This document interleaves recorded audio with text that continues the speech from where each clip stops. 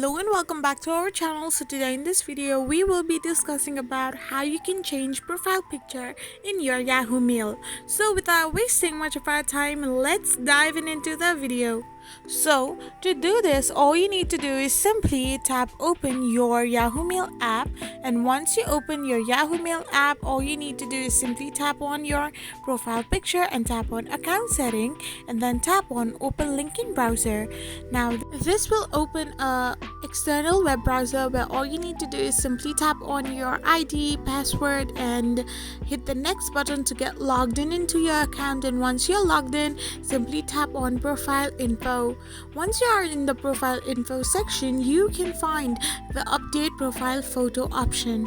So simply tap on it and then you can tap on upload from device.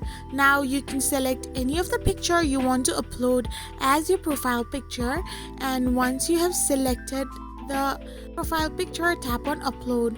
Now your profile picture is right there, so you can make some changes and hit the save button. And after you are done with this, you can see that the profile picture has now been changed in your Yahoo Mail. I hope you found this video helpful, so don't forget to hit that subscribe button and do give us a thumbs up. We will be back again with these informative videos.